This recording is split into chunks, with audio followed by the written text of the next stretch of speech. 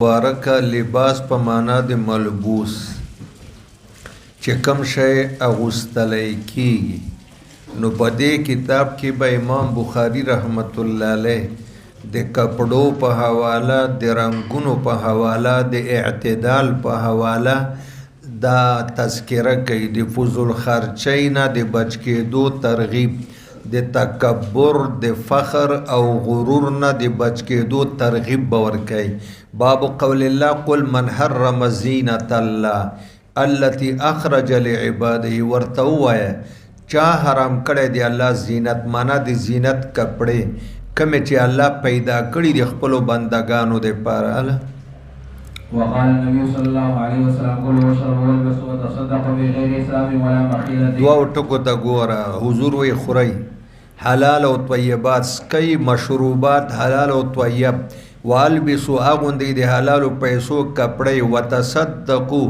او چې څه زیات شي صدقه وکئ فی غیر اسراف فضول خرچي مه کوئ ولا مخیله تکبر مه کوئ فضول خرچي او تکبر اسې تاسو ته څه محسوس کیږي چې یو سړی څادر په 3.5 لکه 7 لکه او 15 لکه اخلي دا فضول خرچۍ کې راځي که نه راځي وی دا زما شوق ده ته به شوق پوره کوې او د غریبانو په زړه به څه تېرېږي چې زمونږ بچي د خېټې روټۍ نه لري او دارو درمل ته موږ سره پیسې نشته ډاکټر ته بوځو ته په 3.5 لکه څادر دې په ځای به په 10,000 څادر اخیستی وای چې تا نه زیاتې وې دا به په دې غربا او فقیرانو وی تکبر به نه کوئ فضول خرچي به نه کوئ وقال ابن عباس رضي الله عنهما كل ما شئت والبس ما شئت ما اخطأتك چې څه خو د زړه غواړي حلال خورئ چې څه د زړه غواړي هغه خو ما اخطأتک اثنتان البته دوه غلطۍ ونه کې ما اخطأتک معنا ما څه وکړه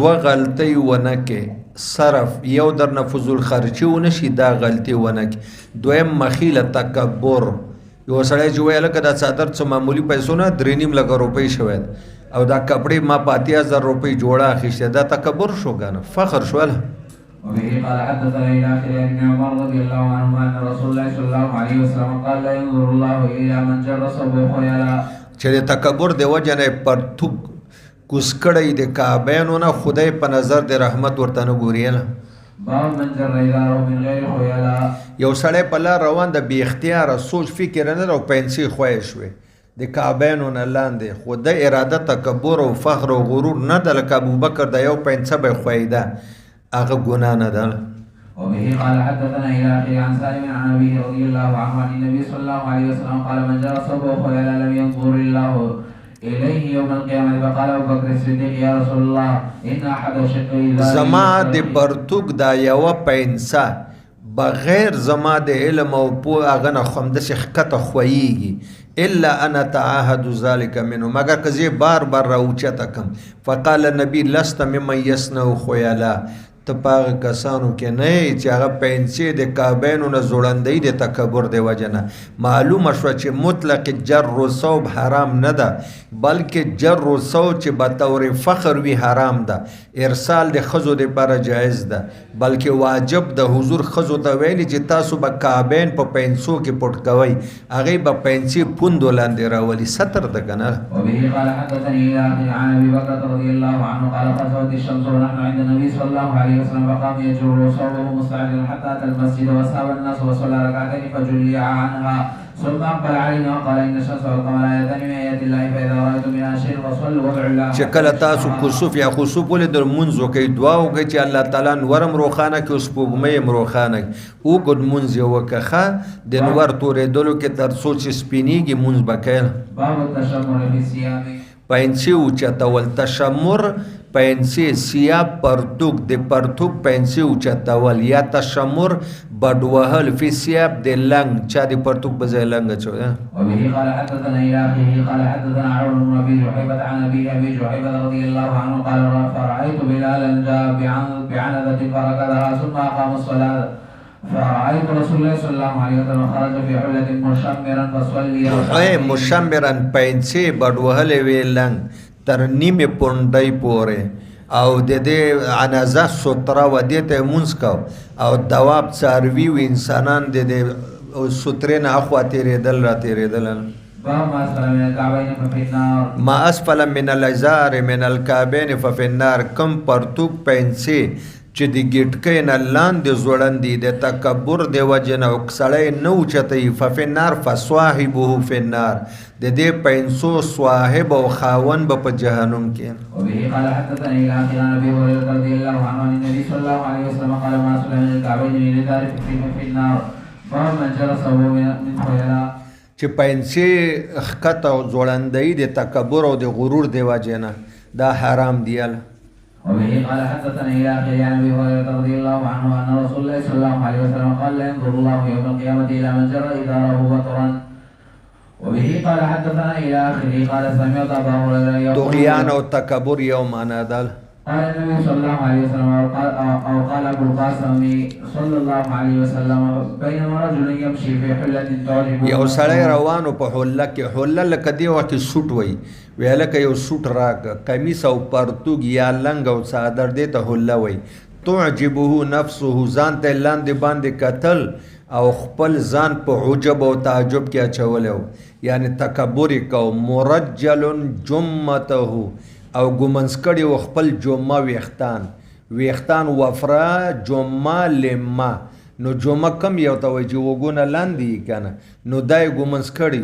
از خسف الله به، الله زمکه ته حکم وکړ زمکه راخ ک خسف په زمکه ډوبېدو، فهو یتجلجل، دا سړی په زمکه کې روان ده الی یوم القیامت، تر قیامت. قارون ده کنه په قیمتي کپړو کې راووته او 400 آسونه کسان ورسره باډي ګاټان، سل تېنه مخکې او سل شاته، سل یمین سل چپ. فخرج على قومه فی زینته، داسې ده که نه. نو بس تکبر یې وکړه. بیا چې موسی علیه السلام ته الله وایي چې زکات دی نه، زکات هغه ویل دا خو ټکس ده، زکات نه ده. وزه آخري خبر الله پاک موسی علیه السلام ته ویل ځمکه ستا تابع فرمان د حکم ورته وکړه، ځمکې ته ویې رایې کاږه. به ځمکې راخ که خزانې یې ورته په سر ور واچولې، یوه ولیش په ځمکه کې روان ده چې اسرافیل شپېلۍ وهي نو د دغه آخري خپه به په تحت الثرا باندې ولګېل. وبه قال حدثنا الى اخر عن سالم بن عبد الله ان اباه رضي الله عنه حدثه ان رسول الله صلى الله عليه وسلم قال بينما رجل يجر ازاره خسف به فهو يتزلزل في الارض الى يوم القيامه. وبه قال حدثنا الى اخره قال حدثنا ابي عن عمه جرير بن زيد كنت مع سالم بن عبد الله عمر على باب داره فقال سمعت ابا هريره سمع النبي صلى الله عليه وسلم نحوه. وبه قال حدثني الى اخره قال حدثنا شعبة لقيت محارب بن دثار على فرس وهو ياتي مكانه الذي يقضي به فصعد يعني دار القضاء چې په کوم ځای کې به د شریف فیصله کولې. قال سمعت عبد الله بن عمر يقول قال رسول الله صلى الله عليه وسلم من جلس وهو مخيلة لم ينظر الله اليه يوم القيامه فقلت لمحارب اذكر اداره. آیا ازار ذکر کړه کنه وای ما خص ازارا ولا قمیصا، ما تاسو ته ویلو ک قمیص وی او لمنه دومره وګدای چې کابینو نخکته ک لنګ وی ک پرتوګي ک د پګړې شملې ک چوغای دا ټول په دې کې راځي. باب الازار المحدب، ازار محدب دې ته وای ګوره دا دی وړي صادری دی یا د جمی صادری دی، بعضی دا سی وی چې صادرو کې ګولان وی او بعضی د ګولانو سره زونډیم پکې وی لیدلم دی کنه، ګولان می او زونډیم وی، زونډیدار صادر ګلدوزی والا صادر نه لنګ وهل وې دا جایز دی. ويذكر عن الدوري ابي بكر بن محمد بن حمزه بن ابي حسين ومعاويه بن عبد الله بن جعفر انهم لبسوا ثيابا مهذبه. وبه قال حدثنا الى اخره ان عائشه رضي الله عنها زوج النبي صلى الله عليه وسلم قال جاء امراه رفاعه القرظي رسول الله صلى الله عليه وسلم وانا جالس عند ابو بكر فقالت يا رسول الله اني كنت تحت رفاعه فطلقني فبتت طلاقي. طلاق مغلظ را ترکل. فتزوجت بعد عبد الرحمن بن زبير وانه والله ما معه يا رسول الله الا مثل الخطبه. لکه نامرد د مخ کې تیر شو. واخذ الخطبه من جلبابها وسمع خالد بن سعيد قولها وهو بالباب لم يؤذن. دروازې نه بهر خالد دی وخت د کوره بار دروازې سره اجازت لا ورته میلاو نو خالد بهر نوازو کې یا ابا بکر الا تنتهي هذه، ته دا ښځه نه منې کوي اما تجرو به، دا کمې خبرې د نبي پاک مجلس کې کوي. اله فلا والله ما يدي رسول الله صلى الله عليه وسلم على التبسم، حضور سیب تبسم کو نور څه ونه ویل. رسول الله صلى الله عليه وسلم لعلك تريدين ان ترجعي الى رفاعه حتى يذوق سيلتك وتذوق سيلته فصار سنة بعده. بس دا اوس طریقه ده تر قیامت چې مطلقه د طلاق ثلاثه به زوج اول ته تر هغې نه حلالېږي چې زوج ثاني ورسره جما نه یې کړي نه. باب الأردية. صادرونه هر قسم صادرونه چې هغه کې تشبه بالنساء یا تشبه بالکفار نه دا جایز دی. وقال انس رضی الله عنه جبل اعرابي رضا النبي صلى الله عليه وسلم. د حضور صادر د حضور مړی کې واچو مبارک او شاته راخ کې محمد زما قرض راکل.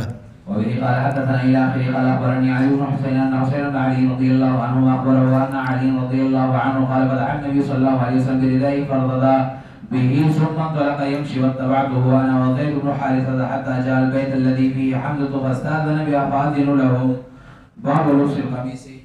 هر غالبات چې غیر محرم استعمالی، هر غالبات چې غیر محرم په احرام کې نه استعمالی، ګنډلې شوي کپڑے که کمیس ده که لنګ ده که شیروانی ده که کوټ ده که واسکټ ده که هر څه ده چې غیر محرم یې اچوي هغې ته ویل. وقال يوسف يذهب بقميصه هذا فالقوا على وجه ابيته بصيرا. وبه قال حدثني الى اخره عن ابن عمر رضي الله عنهما ان رجلا قال يا رسول الله ما يلبس المحرم من الثياب فقال النبي صلى الله عليه وسلم لا يلبس المحرم القميص ولا السراويل. ګنډلې شوي کپڑے او پرتوګ او بورنس برساتۍ چې جمع کې اوږده ټوپۍ سړی اچوي ولل خفین موزې الا لا یجدن علین که د چا چپل نه فلیلبس هغه د موزې واغوندي خو ما اسفل من الکعبین ګېډکو سره دې کټ کړي. وبه قال حدثنا الى اخره عن عمرو سمع جابر بن عبد الله رضي الله عنهما قال اتى النبي صلى الله عليه وسلم عبد الله بن ابي بعد ما ادخل قبره فامر به فاخرجه وضع على ركبتيه ونفس عليه من ريحه والبسه قميصه والله اعلم. وبه قال حدثنا الى اخره قال اخبرني نافع عن عبد الله رضي الله عنه قال لما توفي عبد الله بن ابي جاء ابنه الى رسول الله صلى الله عليه وسلم فقال يا رسول الله اعطني قميصك اكفره فيه وصل عليه واستغفر له فاتاه قميصه وقال اذا فرغت فاذن. فلما فرغ اذنه به فجاء يصلي عليه فجذبه عمر وقال اليس قد نهاك الله ان تصلي على المنافقين. دا بار بار تیر د کنه چې د عبد الله ابن ابي ابن سلول په مړی جنازه او زوی عبد الله مخلص صحابي و کنه جی د هغه د دلجوی د پاره کمیس ولی ورکه عباس صاحب ته بدریانو کې کمیس ورکړو کنه د حضور ترت بدالي ورخلاص کو بیا ورته حضور عمر ما پرې د ما ته الله اختیار را کړی که زه په اویا جنازې وکړم مله نه بخي خو البته دا زوی به خوشحاله شي عبدالله ابن عبدالله هغه مخلص صحابي او په همدغه عمل هم څو کسه منافقین مسلمانان شوي 1000 منافقین چې موږ ورسره څه کوو او دوی را سره څه کوي. فقال استغفر لهم ولا تستغفر لهم ان تستغفر لهم 70 مره فنزلت ولا تصلي على احد منهم ومات ابدا وترك الصلاه عليهم. د دې نه پس بیا په منافقینو جنازې نورې نه دي کړي نه. باب جيب القميص من حدث. الکه ته دا ګریوان دی وخه ګریوان این دا ګریوان دا پټه نه ده دا د هر قوم خپل یو طریقې کاری کته په سینه باندې راولي کته یو سیټ ته راولي دا بعضی خلک یو سیټ ته نه راولي وای دا ته ګریوان د قمیص اختیار ده کدي سینې په منځ راولي او که یو سیټ ته راولي. وبه قال حدثني يحيى عن ابي هريره رضي الله عنه قال ورسول الله صلى الله عليه وسلم مثل البخيل والمتصدق كمثل رجلين عليهما جبتان من حديد قد اضطرت.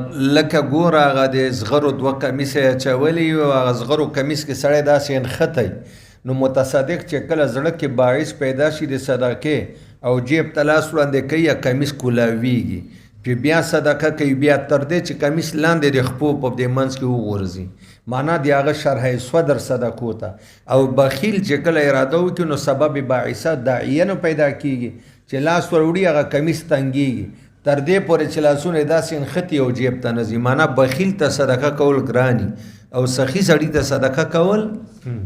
قد اضطرت ايديهما الى صوتيهما وذراعيهما فجعل المتصدق كلما سینې سره او مری سره لاسونه انختیل انبسطت عنه حتى ترشي انامله وتعفى سره وجعل البخيل كلما هم بصدقه قال صدق اخذت كل حلقه بمكانها قال ابو هريره رضي الله عنه هر حلقه د کمیس په خپل ځای ون خلی خوريږي نه يقول باصبعه هكذا في جيبه فلو رايته يوسعها ولا توسع. الکه یو سړی په سفر کې داس یو چوغه او جوبه جیلک او کوټه چوي شي چې نستونی تنګي دا په سفر کې راځي. بیا موږ دینه مسله جوړه کړه چې په حاضر او په سفر کې کمیس د کمیس نستونی چې تنگ نو څه خبره نشته. دا خو کوټ یاد کړی ده، چوغه او چوبۍ یاد کړی ده، سفر یاد کړی ده چې تنګو نستونو والا وینو خیر ده. وای وبه قال حدثنا الى اخره قال حدثني المغيرة بن شعبة رضي الله عنه قال انطلق النبي صلى الله عليه وسلم لحاجته ثم اقبل فتلقيته بما فتوضا عليه جبة شامية فمضمض واستنشق وغسل لاندې طرف نه د لاسونه مبارک راو وستل چوغې په وګو باندې واچول، لاسونه مبارک وینځو بیرته واغوسته. يخرج يديه من كميه فكان ضيقين فاخرج يديه من تحت بدنه فغسلهما ومسح براسه ولا خفيه. باب لبس الجبة الصوف في الغزو. او اغوستل د چوغې چې دی وړیو نه جوړی په غزوه کې امام مالک رحمت الله علیه د وړیو جوبې او چوغې ته مکروه وای. وای دې کې ځان مشابه کول دي د زاهدانو سره، صوفیه کرامو سره. صوفیه کرامو په پخوا د صوف د وړی جامې اچولې. وای او سړی زاهد نه یو ځان زاهدانو سره مشابه کوي. دې کې شهرت او شهرت شرک خفی ده، اخفاء العمل اولاده. البته که نور چوغې نه نو بیا خیر ده. وبه قال حدثنا الى اخره عن عروة بن المغيرة عن ابيه رضي الله عنه قال كنت مع النبي صلى الله عليه وسلم ذات ليلة في سفر فقال معك ماء؟ قلت نعم. فنزل على راحلتي فمشى حتى توارى عني في سواد الليل ثم جاء فابرقت عليه الإداوة فغسل وجهه ويديه وعليه جبة من صوف فلم يستطع ان يخرج ذراعيه منها حتى. دا ګوره د مالک صاحب مذهب او زمنګ مذهب دار چې د وړی چوغه چول جایز دی. ما اراده وکړه چې موزي وباسه، ما ته وی پرېده مخ پې وینځلي بیا مې اچولي مسې وکړله. مخکې منګه وویلې قبا ویلې کېږي چوغه مطلق چوغه او فروج هغه چوغې ته وایي چې د شاله طرفه یوه ولې شلیدلې وي. لیدلې هم دي دا شیرواني د کالجیان یا وکیلان چې اچوي اشاته یو لې شلیدلې نه وي، دې ته ویلی کېږي فروج او قبا مطلقې کوټ. که شاته یې هغه شلیدلې ځای وي او که نه یله. وبه قال حدثنا الى اخره عن المسور بن مخرمة رضي الله عنه انه قال قسم رسول الله صلى الله عليه وسلم اقبيضا ولم يعطي مخرمة شيء فقال مخرمة يا بني انطلق بنا يا رسول الله صلى الله عليه وسلم فانطلقت معه فقال ادخل فادعه لي. قال فدعوته له فخرج اليه وعليه قباء منها فقال خبأت هذا لك.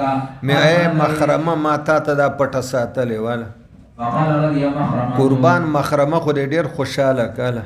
وبه قال حدثنا الى اخره عن عقبة بن عامر رضي الله عنه انه قال هدي لرسول الله صلى الله عليه وسلم فخرج عليه فلبثه ثم صلى فيه. دا شیروانی دی وخت ورته شیروانی وی خلک دا راغلی وي او حضور علیه الصلاۃ والسلام ته چا راوړه هغه وویسته په ډېر زر یې ویسته لکه سړی چې یو شي نه نفرت کوي. ثم قال لا ينبغي هذا للمتقین.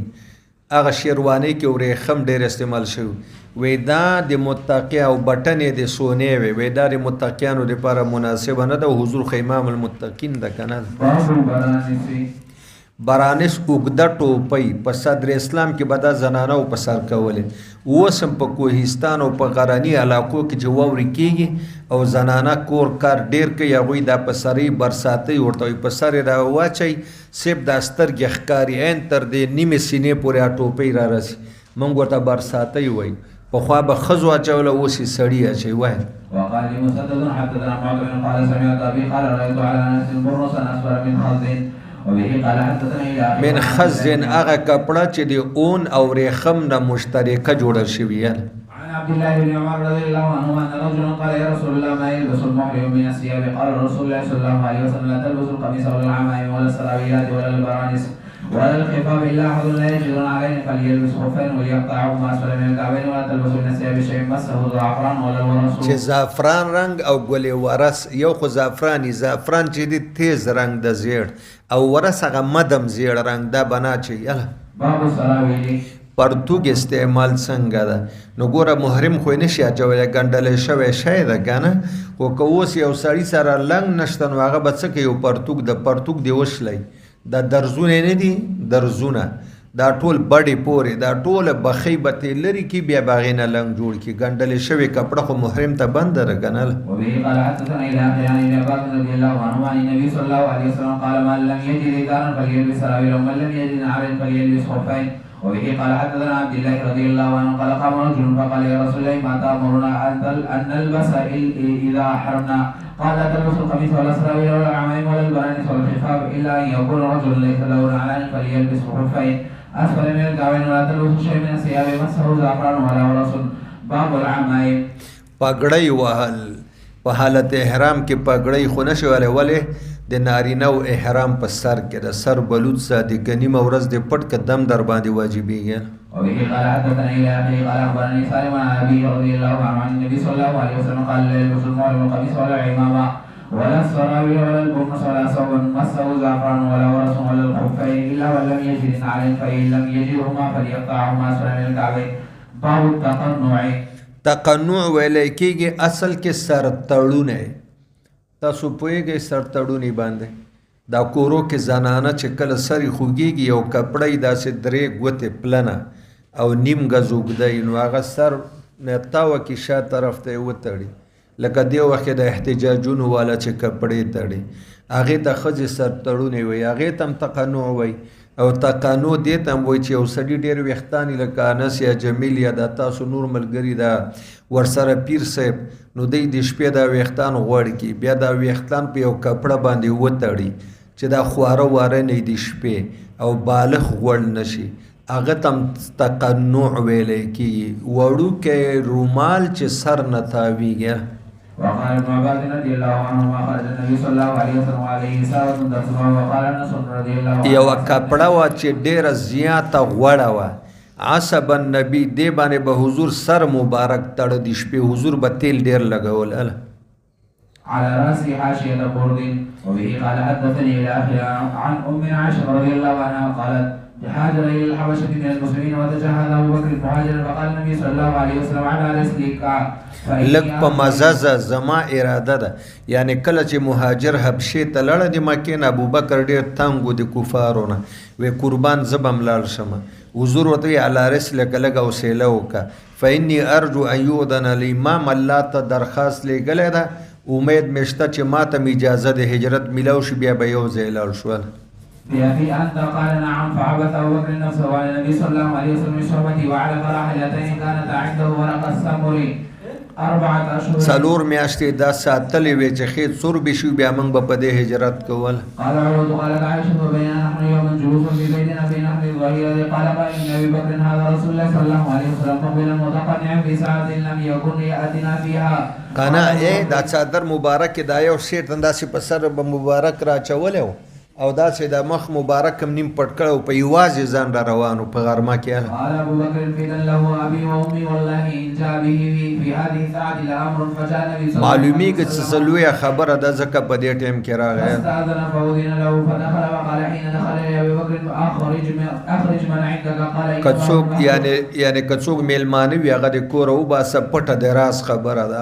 انما هم اهلك بابي انت يا رسول الله. و یو عایشه د ستا بیبي د کوژدنه شوې وه و یا رسول الله فإني قد أذن لي في الخروج، محبوب ورته ویلی چې اجازت د هجرت میلاو شوله. قال فصحبت بأبي أنت وأمي يا رسول الله قال نعم فخذ بأبي أنت يا رسول الله إحدى راحلتي هاتين.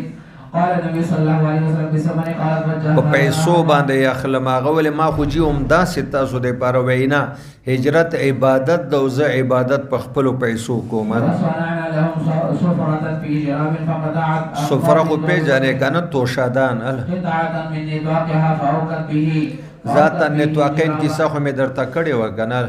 ولذلك كانت تسمى ذات النطاق. ثم لحق النبي صلى الله عليه وسلم أبو بكر بغار في جبل يقال له ثور فمكث به 3 ليال يبيت عنده عبد الله بن ابو بكر وهو غلام شاب لكن سقف لقن ډیر زیرک و ساقف ډیر حساس او بیدار ول. فيدخل من عندهما د سبا صادق ټیم کې به د دوی نه راووته سحر به مکه کې د قریشو سره ګرځېده چې څوک پوه نشي دا قریش څه وایي اله کبائتن ته به وایي چې د شپه مکه کې کړې وله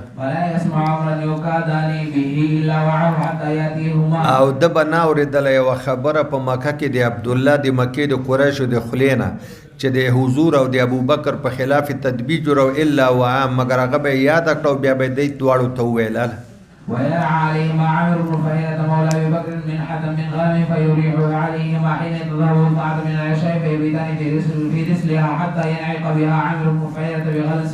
دا غلام عامر ابن فهيرة د ابو بکر هغه به وخل وشله او هغه به دوه ټیمه سحر او ماخوستن په تیاره کې او سحر سبا ساده کې دواړو باندې شو دي په مړه خېټه باندې وسکلې بیا به تېنه را روان شو. يفعل ذلك كل ليلة من تلك الليالي الثلاث. باب المغفر. مغفر ویلې کېږي د اوسپنې ټوپۍ دا ستاسو هیلمټ یې نه دي دې ته م وایي او جنګي دا فوجیان چې جنګ کې کم د اوسپنې ټوپۍ په سر یې دې ته مغفر ویله. وبه قال حدثني الى اخر انس بن مالك رضي الله عنه ان النبي صلى الله عليه وسلم دخل عام الفتح ولا راس المغفر. مغفر ګوره اوس یو روایت کې راځي چې په سر مبارک پګړۍ وه او دلته وایي مغفرو نو ته به یې دواړه ټیک د توره پګړۍ وه کله به یې پګړۍ په سره وله کله مغفر په لاره کې پګړۍ وه او چې مکې ته داخلېده نو بیا کولای عیني په سر کړه او یوه توجیه دا هم ده چې د همدغه هیلمټ د پاسه لکه دا د جنګي ټوپۍ د پاسه یې پګړۍ وهلې وله. باب البروج والحبرة والشملة. ګوره یمني څادرې چې هغې ته زونډي او ګلان پکې نه او وشمله هغه څادرې چې هغې کې زونډي او ګلان یل. وقال خباب شكر الى النبي صلى الله عليه وسلم وهو متوسط بردة له. یو څادر او په هغې باندې حضور داسې تکیه لګولې وه ناستو ما ورته شکایت وکړه. وبه قال حدثنا الى اخي انس بن مالك رضي الله عنه قال كنت امشي مع رسول الله صلى الله عليه وسلم وعليه برد نجراني غليظ الحاشيه فادركه عربي فجبزه برديه جبزه شديدة حتى نظرت الى صفحة عاتق رسول الله صلى الله عليه وسلم قد اثرت بها حاشيه البرد من شدة. دا د حضور د څټ مبارک دواړو طرفونو ته هغه د څادر نښې ښکاره شوې. ثم قال يا محمد مر لي من مال الله الذي عندك. بیت المال چیرمین ته ووایه چې ما ته له بیت المال نه څه راکړه. فالتفت اليه رسول الله صلى الله عليه وسلم ثم ضحك ثم امر له بعطاء. وبه قال حدثنا الى اخره عن سالم بن سعد رضي الله عنهما قال جاءت امراه ببرده قال سهل هل تدرون ما البرده قال نعم هي الشمله منسوج بحاشيتها. دا یو ګلداره څادرو چې په زیګانو کې ورته زونډي جوړ کړي وو ګلان یا چې قربان دا ما نسجتو هذه بيديه دا ما په خپلو لاسو تاسو ته جوړ کړی د اقصو که قربان دا واچوئ.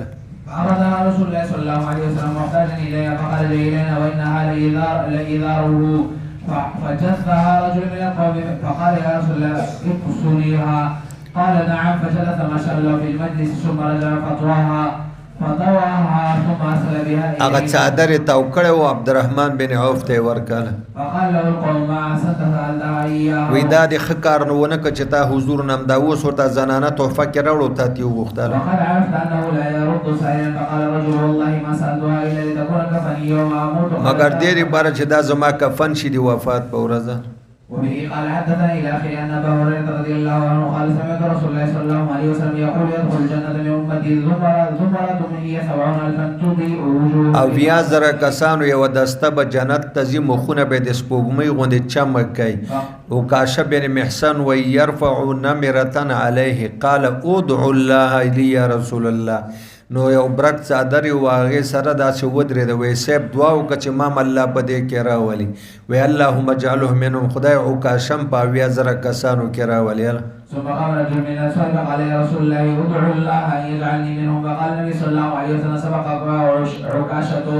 وبه قال حدثني يا أخي أنس رضي الله عنه قال قلت له أي ثيابك كان أحب إلى رسول الله صلى الله عليه وسلم قال الحبارة. یمني څادر یې خوښې وې هلته به راتله کپړه به یې سپینه وه لکیرې به پکې تورې سرې او سپي شنې ویل. وبه قال حدثني إلى آخره عن أنس بن مالك رضي الله عنه قال كان أحب الثياب إلى رسول الله صلى الله عليه وسلم أن يلبسها الحبارة. وبه قال حدثنا الى اخر عنه من عائشه رضي الله عنها زوج النبي صلى الله عليه وسلم اخبرته ان رسول الله صلى الله عليه وسلم حين توفي سجي ببرده. چې کله وفات شو مبارک او لاش مبارک په دې کټ باندې ایښی و جلوه فروز او یمني څادر په باندې خور کړه او په هغې ورته مخ مبارک هم پټ کړی ونه. باب الاکسیه والخمائس. اکسیه جمع د کسه څادرې دا د جمعي څادرې والخمائس او تور کمبلونه تورې کمبلې اله. وبه قال حدثنا الى اخي ان عائشه وعبد الله بن عباس رضي الله عنه قال لما نزل برسول الله صلى الله عليه وسلم دفق يطرح خميصه له على وجهه فاذا ارتم كشفها عن وجهه ثم قال هو كذلك لعنة الله على اليهود والنصارى اتخذوا قبور أنبيائهم مساجد يحذر ما صنعوا ويرولي امت لاغ عمل نه چې يهود او نصارا وکړي وي خدای دې پاغي لعنت وکي نبی ولی بو وفات شو قبر ته به سجده کولې چې زما قبر ته سجده ونه کړي. وبه قال حدثنا الى اخي عن ابي هريره قال اخرج الينا عائشه رضي الله عنها كتاب واذا قليلا فقالت یو تور کمبل او یو غټ صادر ویل دي حضور روح چې قبض کېدنو په دې دوو صادرو کې یو ډیر پیړو یو لګ برابر و. وبه قال حدثنا الى اخي عن عائشه رضي الله عنها قال صلى رسول الله صلى الله عليه وسلم في خميسه له لها اعلام فنظر الى اعلامها اعلام زونډي پکې او چې ورته وی کته ولدا بیرته ابو جوهم ته وی سي هغه ورته راوړي و فانها الهدني انفان صلاتي پل مانځه کې زما توجه خرابه ک پل مانځه کې زما نظر په دې ګلانو زونډو باندې لګیدل. ان بجانی هغه آذربایجان نه چې بل ساده صادر راوړی ساده زونډي او ګلان پکې نشته هغه ورته مال راولېږل. سوما په اصل کې پیژنې هغه کاڼي ته وایي چې سوری پکې نه وي دلته غاټ صادر د ځان نه داسې تاول چې ټول بدن پکې رابند شي او لاسونه هم پکې بند کړي دې ته اشتمال السما وایي که یو ناڅاپه د خپه تینده وخوري یو شي سره ولګي تر څو چې تل لاس د صادر راوباسي نو پوزه به دې ماتې وایي. وبه قال حدثني الى اخره عن ابي هريره رضي الله عنه قال نهى النبي صلى الله عليه وسلم عن الملامسه والمنابذه وعن الصلاتين بعد الفجر حتى ترتفع الشمس وبعد العصر حتى تغيب وان يحدى بيد الثوب الواحد. احتباء خو درته پته ده چې سړی پرتوګ نه او یو څادر کوناټي په ځمکه لګولي او زنګانونه خېټې سره او دا یو څادر داسې تاو کړی چې تړلی په زنګانونو کشف عورت راځي که نه. ليس على فرج بينه شيء بينه وبين السماء وان يشتمل الصماء. وبه قال حدثنا الى اخره عن ابا سعيد الخدري رضي الله عنه قال نهى رسول الله صلى الله عليه وسلم عن لبستين وعن بيعتين عن الملامسه والمنابذه في البيت. ملامسه او منابذه خو مخکې کتاب البیوع کې ویلي و. والملامسه لمس الرجل الثوب الاخر بيده بالليل وبالنهار ولا يقلبه الا بذلك والمنابذه ينبذ الرجل الى الرجل بصبه وينبذ الاخر ثوبه ويكون ذلك بيع عن غير نظر ولا تراض. واللبستان اشتمال الصماء والصماء ويجعل ثوبه على احد عاتقيه فيبدو احد شقيه ليس عليه ثوب واللبسه الاخرى احتباؤه بثوبه وهو جالس ليس على فرجه من شيء. چې یو څادر ګوره باب الاحتباء فی ثوبین یو څادر د ملا او د سینې نه د پونډۍ نه تاو کړی ده او دیوال ته تکیه وهلې ده او لاندې پرتوګ مرتوګ هېڅ هم نشته کشف عورت راځي دې ته احتباء وایي او هغه بل خو تېر شول. وبه قال حدثنا الى اخره عن ابي هريره رضي الله عنه قال نهى رسول الله صلى الله عليه وسلم عن اللبستين ان يحتبي الرجل في الثوب الواحد ليس على فرجه منه شيء او ان يشتبه بالثوب الواحد ليس على احد شقيه عن الملامسه والمنابذه. وبه قال حدثني الى اخره عن ابي سعيد الخدري رضي الله عنه ان النبي صلى الله عليه وسلم نهى عن اشتمال الصماء وان يحتبي الرجل في الثوب الواحد ليس على فرجه منه شيء. باب الخميسه السوداء. دا مخکې چې خمایس راغله هغه تور کمبل خو چې سپین ټاکي پکې وي دلته خالصه تور کمبل استعمال دا جایز ده. وبه قال حدثنا الى اخره عن ام خالد بنت خالد رضي الله عنهما ودي النبي صلى الله عليه وسلم بثياب فيها خميسه سوداء صغيره فقال من ترون ان كسو هذه ستاسو څه خیال ده چې زه به دا نری کمبل چاته ورکوم قوم ورتلی صاحب ام خالد ته فاوتي به دا له حبشې نه راوستی و د حبشې مهاجرو کې وه نو هغې ته یې ورکه ورته وایي چې ولقال ابلي واخلي کی ابلي الله دې در باندې په خیر زړی کې واخلي کی او بیا دې زړی کې او بیا دې زړی کې الله دې ډېر عمر درکړي وکانه فیها علم هغې کې ګلانو اخضر شنه او اصفر یازیر فقال یوم خالد هذا ثناؤه دا دې ښایست ده دا ډېر عمده ده دا ډېر ښایسته ده او ثنا په حبشي ژبه کې ښایسته ته ویل. وبه قال حدثنا الى اخره عن انس رضي الله عنه ولما ولدت ام سليم قالت لي يا انس انظر هذا الغلام فلا يصيبن شيئا حتى ترضى به الى النبي صلى الله عليه وسلم يحنك فغدرت به فاذا هو في حائض وعلى دا ماشوم وختي ورول چې اول د خېټه د حضور پاک تو کاڼي لال شي وای چې زه راغلمه حضور په باغ کې او دا تور کمبل د ځانه تاوه کړې وه او د صدقې وخانو ته داغونه ورکول قدم علیه فی الفتح دغه مسله د فتح د مکې ده ښه